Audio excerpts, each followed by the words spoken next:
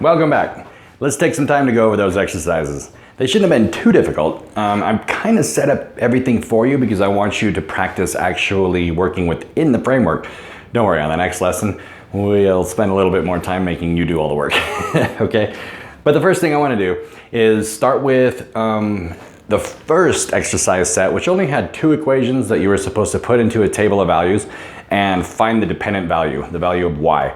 The second one, the one that says think about this, has 4 questions underneath the table. We'll get to that in a second. But here's number 1. The equation was y equals 3x plus 4.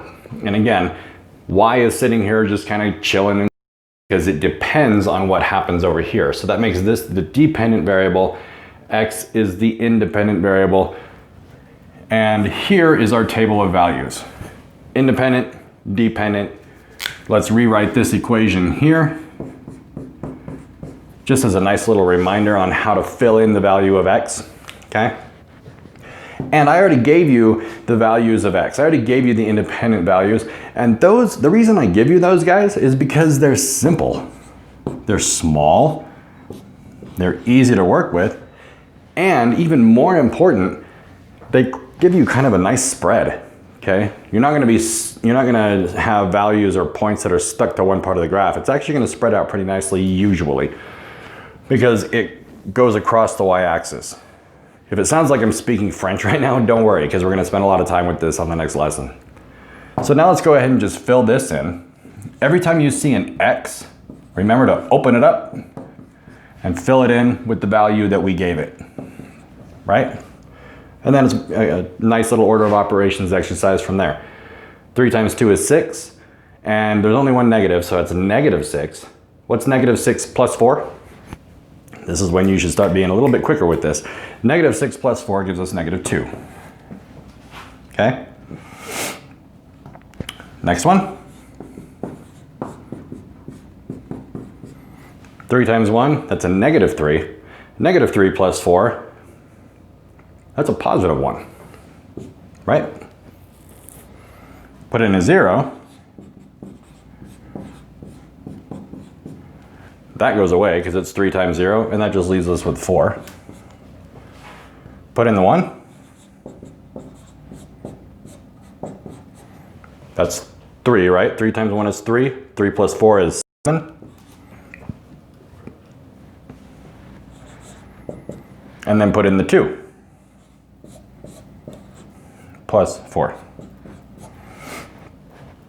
3 times 2 is 6. 6 plus 4 is 10. Okay, and that's all number 1 wanted us to do. It wanted us to complete this table. If you went ahead and wrote this middle column in your journal, that's a great idea. Good for you. If not, then this is what the missing values should have been on that exercise sheet. All right. We're going to revisit this one also in the next lesson because we're going to graph this one as well, but not right now. Let's look at the next equation. Oh, I don't even need to erase that column because they're all the same. Because we like those values, right? But this is going to change. And all of these dependent variables are also going to change because we have a different equation. The new equation on number 2 is y equals 2x plus 2. So I'll write that up here so we can say, hey, look guys, here's the input-output table or the table of values for that equation. And then I'll copy this one down here as well. Groovy. Now let's start plugging in independent values. Excuse me. Y equals 2, but remember wherever we see an x, we're gonna open it up and put that value in there. Order of operations, 2 times negative 2. 2 times 2 is 4. 1 negative means negative 4. Negative 4 plus 2 is negative 2. Put in the 1. Oh, sorry, that's a negative 1. I erased it. Hopefully you caught that. 2 times negative 1 is negative 2. Negative 2 plus 2 is 0. Put in the 0. 2 times 0 is 0. That leaves us with 2. put in the 1. 2 times 1 is 2. 2 plus 2 is 4. And then finally put in the value 2. 2 times 2 is 4. 4 plus 2 is 6. We're going to talk a little bit in 7th grade about this pattern and how it relates to this pattern based on what you see up here. Okay, I'm mentioning that now because if you're one of those types of students who's like, ooh, what did he just say? I want to know more about that. Then maybe you'll start investigating why this results in these patterns. Okay, but I'm not going to get to that actually until 7th grade. Just a little side note. But let's look at the 4 questions underneath. Okay, look where x equals 0. So let's look at our values of x. And here's 0. Okay. What does y equal? Y is 2, right? These two, x and y, if you remember from our coordinate graphing lessons, these two make a point, okay? So I can actually write that point in parentheses as a coordinate point as 0, 2, right? It says, and then the next one says, plot that point on a coordinate graph. Which axis does it land on? So if I were to make, and I'm going to make a nice little sketch. You may have used graph paper, which is fine. That's why I give it to you. 0 is the x value, okay? So it doesn't, in the x direction, it doesn't go anywhere. I can't go left or right because it's 0. 2 though says up in the y direction.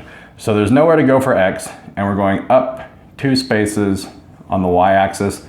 So as a nice little rough sketch, 0, 2 would be here, okay? This is right there. Now, plot the point where x is -1. Here's -1. Y was 0. So this point is -1, 0. Where does that go? This one says I do go 1 to the left on the x-axis, right? But then I don't go anywhere in the y direction. So it's basically right here.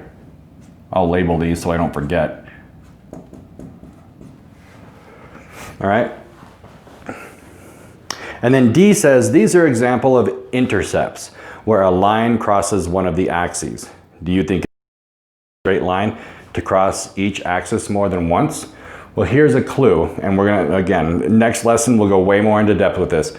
But these are both points from the same relationship. Basically, I can connect those 2 dots. And I'm not just gonna connect them together. I'm actually gonna say, oh, just like when we were dealing with the coordinate graphing, we can draw a line through those 2 dots, okay? And that'll help us answer that last question.